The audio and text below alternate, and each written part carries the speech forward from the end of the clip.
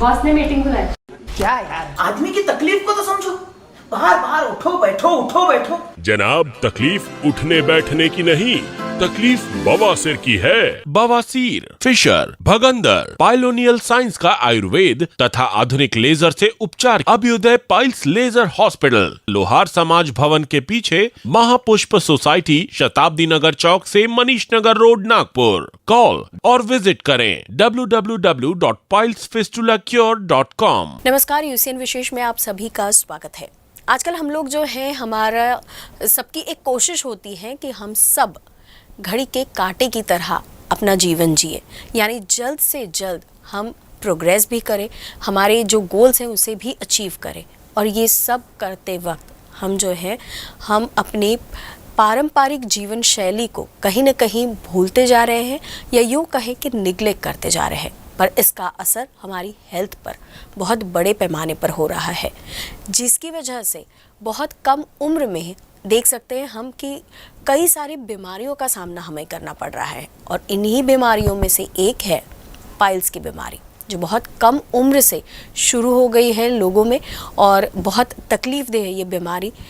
इसका सामना हमें करना पड़ रहा है।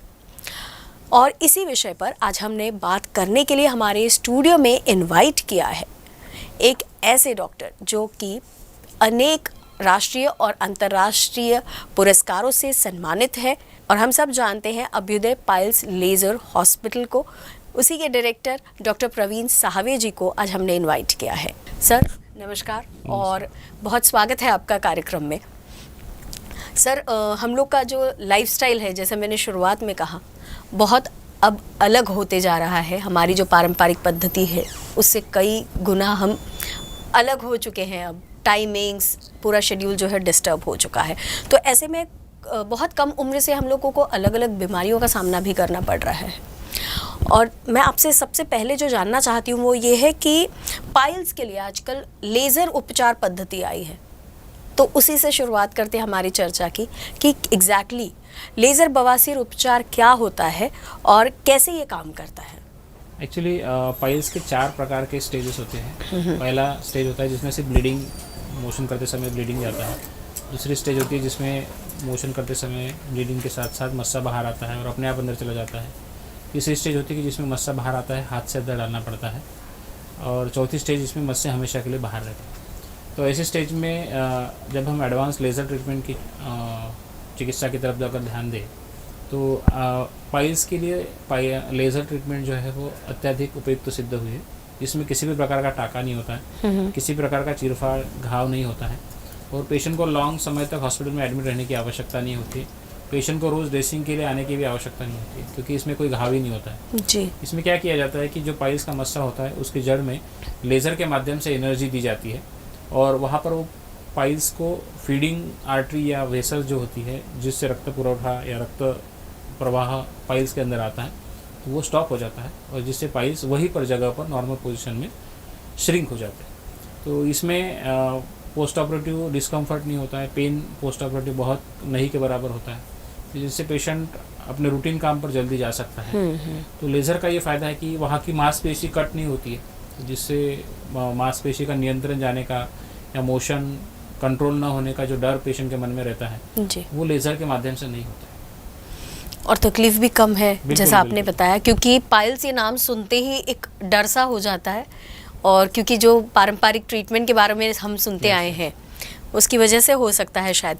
सर, लेज़र बवासीर उपचार जो अभी आपने बताया, जैसे पाइल्स के 4 प्रकार हैं आपने कहा, तो वैसे ही क्या इस ट्रीटमेंट के भी कुछ अलग अलग प्रकार होते हैं और कैसे होते हैं? मतलब लेज़र के भी अलग अलग टाइप्स होते हैं। जैसे कि हमारे यहाँ पर सभी प्रकार के लेज़र के टाइप्स अवेलेबल हैं। एक बीम लेज़र होता है जिसमें biological electrical impedance auto measurement system नाम का एक लेज़र होता है। तो इस बीम लेज़र में क्या होता है ना कि जैसे हम लोग पाइल्स का ट्रीटमेंट करते हैं, तो जब हम पाइल्स का बीम लेज़र का एक इंस्ट्रूमेंट से जब पाइल्स को पकड़ते हैं तो पाइल्स का जो इम्पेडेंस है और वो इंस्ट्रूमेंट का इम्पेडेंस ये मैच होते हैं और उसी समय पर एक साउंड होता है और उसी समय पाइल्स के जो फीडिंग आर्टरी और वेसल्स है वो सील हो जाते हैं और बिना कोई चिरफाड़, बिना कोई टाका पाइल्स जो है वो ठीक हो जाता है। ठीक हो जाए। ये बीम लेज़र हो गया। दूसरा डायोड लेज़र होता है जिसका अलग अलग मशीन्स होती है, जिसमें 14-17 एडवांस मशीन हमारे पास है, जिससे वहीं पर जगह पर पाइल्स के अंदर जितने भी कंटेंट्स हैं, जैसे कि ब्लड है, वहाँ पर वाटर है, मेलानिन है, उसको लेज़र के माध्यम से वहाँ पर डिज़ोल्व किया जाता है और श्रिंक जो पाइल का मास है वो वहाँ पर श्रिंक हो जाता है। तीसरा आरएफ लेज़र होता है। आरएफ लेज़र में रेडियो फ्रीक्वेंसी लेज़र कहते हैं। इससे वहाँ पर पाइल्स के मस्सों पर एक विशिष्ट प्रकार का बॉल इलेक्ट्रोड हम लोग लगाते हैं, जिससे छोटे छोटे जो पाइल्स होते हैं वो वहीं पर श्रिंक हो जाते हैं। और दूसरा लेज़र होता है CO2 लेज़र, जिसको कार्बन डाइऑक्साइड लेज़र बोलते हैं। तो उससे भी पाइल्स की जो फीडिंग आर्टरी वेसल्स है उसको हम कोआगुलेट करते हैं और पाइल्स जो है वो ठीक हो जाता है। तो पाइल्स के अलग अलग जैसे टाइप्स है, वैसे लेज़र के भी अलग अलग टाइप्स है।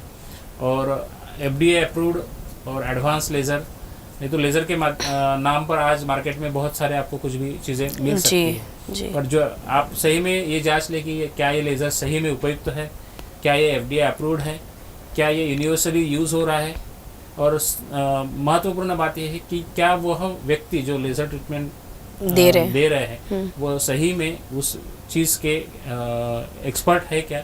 हाँ, ये सबसे ज़रूरी। जी जी बिल्कुल, क्योंकि मतलब जो पेशेंट होते हैं वो एक तो पहले ही पेन में होते हैं, बिल्कुल बिल्कुल, और दूसरा है कि ऐसा लगता है कि हमारे आसपास में है तो जल्द से जल्द हम ठीक हो जाए तो कर ले। लेकिन ये एक बहुत इम्पॉर्टेंट पॉइंट है कि आप ट्रीटमेंट लेने से पहले ये जांच ले कि जो आपको ट्रीटमेंट दे रहे हैं क्या वो सही में एक्सपर्ट है उस चीज़ के, वरना थोड़ी तकलीफ और बढ़ ही सकती है अगर एक्सपर्ट नहीं है तो। सर ये जो आपने ट्रीटमेंट बताई है थोड़े नया तरीका है, लेटेस्ट टेक्नोलॉजी होगी शायद, तो क्या इसके साइड इफ़ेक्ट्स भी होते हैं कुछ? वैसे देखा जाए तो मैंने बोला कि शस्त्र शास्त्राणि सलिलम गुण दोष प्रवृत्त है। शस्त्र, शास्त्र और जल जिस पात्र में रहते हैं, जिस व्यक्ति के हाथ में रहते हैं, उसके अनुसार उसके गुण बदलते हैं। तो लेज़र भी उसमें अपवाद नहीं है। अगर आपने उस व्यक्ति से लेज़र ट्रीटमेंट करवाया जो सही में उस चीज़ में एक्सपर्ट है, जिन्होंने उसका ज्ञान लिया है, ट्रेनिंग लिया है, तो डेफिनेटली लेज़र के साइड इफ़ेक्ट उतने नहीं हैं। थोड़ा सा पोस्ट ऑपरेटिव सूजन रहना, एडिमा होना, ये माइनर साइड इफ़ेक्ट्स होते हैं, पर वो मेडिसिन से ठीक हो जाते हैं और आइस एप्लीकेशन से ठीक हो जाते हैं। तो कंपेरेटिवली जैसे नॉर्मल सर्जरी और लेज़र सर्जरी के अगर हम कंपैरिजन करें या तुलना करें तो लेज़र के साइड इफ़ेक्ट्स काफ़ी कम हैं। मतलब मिनिमल कुछ छोटी मोटी बातें, और उसमें भी परमानेंट ऐसा कुछ भी नहीं है। सर सुनने के बाद ऐसा लग रहा है कि बहुत जल्दी ठीक होने की गुंजाइश है इसमें, जल्द से जल्द ठीक होने की। लेकिन एक बात आ जाती है कि जब हम नई कोई चीज़, लेटेस्ट टेक्नोलॉजी की बात करते हैं तो थोड़ा सा दिमाग में आता है बजट। तो इस ट्रीटमेंट के बजट के बारे में अगर कुछ बता सके आप। और दूसरा एक और पॉइंट है कि हम लोग, बहुत सारे लोग जो हैं आजकल हेल्थ इंश्योरेंस कराते हैं, तो क्या ये एप्लीकेबल होता है हेल्थ इंश्योरेंस में भी? काफ़ी अच्छा सवाल पूछा आपने। नई एडवांस टेक्नोलॉजी है तो सबके मन में ये रहता है कि ये बहुत महंगी ट्रीटमेंट होगी, तो ऐसा नहीं है। हमारे अभ्युदय पाइल्स लेज़र सेंटर पर हम लोग हर महीने में 1 से 5 तारीख तक, अभी तो इस महीने में विशेष गुड़ी पाड़वा के अवसर पर हमने पूरे महीना भर लेज़र उपचार में 50% तक छूट रखी है। बढ़िया। तो सामान्य जनता तक यह लेज़र उपचार पहुँचे, सभी वर्ग के व्यक्ति को इसका लाभ मिले, समाज के हर व्यक्ति से जो इस बीमारी से जूझ रहा है उनको इस बीमारी से निजात मिले, इसके लिए हमारे अभ्युदय पाइल्स लेज़र हॉस्पिटल और हमारी एक NGO है पुण्यश्लोक अहिल्या देवी युवा मंच नाम से कम दर में और अत्यल्प चार्जेस में लेज़र सर्जरी की जो ट्रीटमेंट है वो की जाती है। और हमारे यहाँ पर कैशलेस सुविधाएं लगभग सभी इंश्योरेंस कंपनी के लिए अवेलेबल है। कुछ पैनल्स पे हमारे हॉस्पिटल्स हैं, तो वहाँ पर हम लोग कैशलेस सुविधा भी, जिसमें आपको किसी भी प्रकार का पेमेंट करने की आवश्यकता नहीं है। इंश्योरेंस कंपनी के जितने भी टाइप है वो होने की वजह से आपको कैशलेस सुविधा का भी फ़ायदा लेज़र ट्रीटमेंट के लिए मिलता है। तो जिसमें आपको 1 डे 24 आवर्स एडमिट रहना पड़ता है, क्योंकि कैशलेस इंश्योरेंस कंपनी का वो नियम है कि सर्जरी के लिए डे केयर या जो भी है 1 डे 24 आवर्स स्टे रहना ज़रूरी है। तो आपको पाइल्स है, फिशर है, फिशुला है या पायलोनेटल साइनस है या और भी अन्य बीमारियाँ हैं जिसके लिए लेज़र ट्रीटमेंट करने की आवश्यकता होती है, ये सभी इंश्योरेंस में कवर हो जाते हैं और कैशलेस सुविधा का फ़ायदा हमारे सेंटर पे आपको मिल सकता है। मुझे लगता है ट्रीटमेंट तो बेस्ट है ही, साथ ही साथ आपने जैसे बताया कि कैशलेस इंश्योरेंस की भी सुविधा है, तो सारे जो पेशेंट्स हैं उनके लिए बहुत ही आसान हो गया है अब ये ट्रीटमेंट लेना, ऐसा लगता है आपकी बातें सुनने के बाद। सर, एक और चीज़ है कि एनल मैनोमेट्री, ये टेस्ट जो है वो क्या होता है एग्जैक्टली ये टेस्ट? एनल मैनोमेट्री जो है, मैं आपको दर्शकों को दिखाने के लिए एनल मैनोमीटर जो है ये मेरे साथ में लाया हूँ। एक छोटा सा इंस्ट्रूमेंट रहता है। इससे क्या होता है कि गुदा भाग की जो पेशियाँ है उसका प्रेशर, जैसे हमें ब्लड प्रेशर नापते हैं, उसी प्रकार से वहाँ की गुदबलियों का प्रेशर हम इस इंस्ट्रूमेंट से नापते हैं। तो इससे क्या होता है कि जैसे कि फिशर जैसी बीमारी है जिसमें क्या होता है कि कड़क संडास होने से, हार्ट स्टूल होने से वहाँ पर चीरा पड़ता है और वहाँ की मांसपेशियों में प्रेशर जो है वो बढ़ जाता है, जिससे बहुत ज़्यादा अत्यधिक पेन या वेदना होती है। तो ऐसे समय में इस इंस्ट्रूमेंट से हम लोग जब एग्जामिनेशन करते हैं तो वहाँ पर एग्जैक्ट जो प्रेशर है वो बढ़ा हुआ हमको मिलता है। तो इस इंस्ट्रूमेंट के माध्यम से हमको मांसपेशियों के अंदर कितना प्रेशर है वो काउंट किया जा सकता है। जैसे जिन लोगों को ज़्यादातर मात्रा में ओवर परगेटिव लेने से वहाँ की मांसपेशियाँ शिथिल हो जाती है, इसको इनकॉन्टिनेंस बोलते हैं, ऐसे पेशेंट्स के लिए वहाँ पर प्रेशर और वहाँ की पेशी की अवस्था कैसी है ये जांचने के लिए इसका उपयोग होता है। और ये ओपीडी प्रोसीजर है, इसके लिए कोई एडमिट रहने की ज़रूरत नहीं पड़ती है। और इससे वहाँ की पेशियों का प्रेशर नापने से बीमारी की गहराई कितनी है वो समझ में आती है, और कॉन्स्टिपेशन का जो कॉज है, कारण है, वो समझ में आता है। इनकॉन्टिनेंस को ठीक करने के लिए बायोफीडबैक थेरेपी में भी इस इंस्ट्रूमेंट का फ़ायदा होता है। और ये सिंपल प्रोसीजर है, हमारे अभ्युदय पाइल्स लेजर हॉस्पिटल में इस ट्रीटमेंट को किया जाता है और जो नाम मात्र शुल्क पर अवेलेबल है। मतलब हम कभी सोच नहीं सकते इतनी अच्छी अभी प्रोसीजर्स और ट्रीटमेंट्स आ गए हैं इस पाइल्स जैसी बीमारी के लिए भी। सर, आपने जो बताया है अभी टेस्ट, तो उस टेस्ट के लिए कुछ प्रिपरेशंस करने पड़ते हैं पेशेंट को, और किस तरीके के और इंस्ट्रूमेंट्स हैं जो अभी और निजात हुए हैं? ये जो एनल मैनोमेट्री ट्रीटमेंट है ये ओपीडी बेस्ड ट्रीटमेंट है। इसके लिए कोई स्पेशल ट्रीटमेंट प्रोसीजर या प्रिकॉशंस की जरूरत नहीं रहती है, इसमें कोई प्रिपरेशन भी नहीं लगती है। ये हार्डली 20 to 30 मिनट्स का प्रोसीजर है। प्रोसीजर यानी ये प्रकार का डायग्नोस्टिक टेस्ट है जिसमें हम लोग यहाँ पर ये जो पार्ट दिख रहा है ये पार्ट एनल रीजन में इंसर्ट करके इसकी जांच की जाती है। वहाँ पर प्रेशर नापा जाता है और विशिष्ट सॉफ्टवेयर के माध्यम से उसकी नॉर्मल रेंज कितनी है उसके हिसाब से pressure at normal level, then squatting position में या स्क्वीज करने के बाद जो प्रेशर है वो, और कफ करने के लिए बोलते हैं, खांसी करने के लिए बोलते हैं, उसके बाद आने वाला प्रेशर, ऐसे 3 प्रकार की रीडिंग हम लोग लेते हैं। और उसके हिसाब से पेशेंट के नॉर्मल वैल्यूज़ और बढ़ी हुई वैल्यूज़ इसके कंपैरिजन करके इस ट्रीटमेंट को आगे का प्लान हम लोग सॉर्ट आउट करते हैं। सर, एक और बात कि ये टेस्ट जो है इससे सिर्फ पाइल्स के ही बारे में पता चलता है या अन्य बाकी बीमारियों के बारे में भी हम लोग इसके टेस्ट को यूज़ कर सकते हैं? एनल मैनोमेट्री जो है मोस्टली जिन लोगों को कॉन्स्टिपेशन है ज़्यादा समय तक, उसका एग्जैक्ट कारण क्या है, गुदपेशियों का शिथिलता है क्या, ये डायग्नोसिस करने के लिए उपयोग होता है। एनल इनकॉन्टिनेंस होता है, जैसे मोस्टली नॉर्मल डिलीवरी के बाद महिलाओं में स्टिच लगते हैं, इपिजियोटॉमी स्टिच लगते हैं, उसकी वजह से इनकॉन्टिनेंस होता है। तो ऐसे समय में फ्लैटस इनकॉन्टिनेंस, जैसे मोशन को ना रोक सकना, ना गैस को रोक सकना, ये जो प्रॉब्लम्स महिलाओं में होती है, तो ऐसे कंडीशन में भी इसका उपयोग होता है। और आपको बिफोर और आफ्टर सर्जरी हम लोग पेशेंट का एनल मैनोमेट्री करते हैं। जैसे कि फिशर का बीमारी है तो जिसमें पहले एनल प्रेशर जो है वो ज़्यादा रहता है और आफ्टर ट्रीटमेंट वो कम हुआ कि नहीं ये देखने के लिए इसको फिर से किया जाता है, तो जिससे हमारा ट्रीटमेंट एडिक्वेट हुआ है और पेशेंट को भी सेटिस्फेक्शन होता है कि नहीं हमारा ट्रीटमेंट जो हुआ था सही में, पहले एनल प्रेशर इतना था अभी प्रेशर कम हो गया, तो चांसेस ऑफ रिकरेंस आगे जो होने वाले हैं बीमारियों के वो कम हो जाते हैं। जी सर, आपने थोड़ी देर पहले ही बताया बातों में कि जो ये टेस्ट है इसके लिए ज़्यादा से ज़्यादा आधे घंटे की ज़रूरत पड़ती है, लेकिन क्या ये टेस्ट करने के बाद हमें कुछ सावधानियां बरतनी पड़ती है? कुछ ऐसी विशेष सावधानियां नहीं है, ये ओपीडी बेस्ड प्रोसीजर है। इसमें हम लोग पूरा स्टराइल ये इंस्ट्रूमेंट का जो प्रोसीजर है वो रहता है, तो जिससे आपको आप रूटीन वर्क पे ओपीडी में आए 10 से 20 मिनट का ये प्रोसीजर किया और डायग्नोस्टिक प्रोसीजर किया, आप घर जा सकते हैं, ऑफिस जा सकते हैं। ये ऑफिस बेस्ड प्रोसीजर है, ओपीडी बेस्ड प्रोसीजर है तो ऐसे स्पेशल प्रिकॉशन कुछ नहीं है इसमें। मतलब जैसे लेजर ट्रीटमेंट के बाद आप बिल्कुल, तुरंत अपने रूटीन ज्वाइन कर सकते हैं, वैसे इस वैसे, टेस्ट के बाद वैसे, भी है। सर अब फिर से वही सवाल कि इतना अच्छा और इतना सुविधाजनक ये टेस्ट है, लेकिन फिर वही है कि इसका कॉस्ट, ये टेस्ट जो होता है इसका कॉस्ट एनलमेंट, जो है डिपेंड्स कि कौन से स्टेजेस में हम और कौन से पेशेंट्स में कर रहे हैं। इसका जो कॉस्ट है मिनिमम 800 से लेके 1500 रुपीज़ तक डायग्नोस्टिक टेस्ट का होता है। डिपेंड्स कि आप कौन से बीमारियों के लिए इसका टेस्ट कर रहे हैं। ये मिनिमम रेट्स में हमारे सेंटर पे किया जाता है।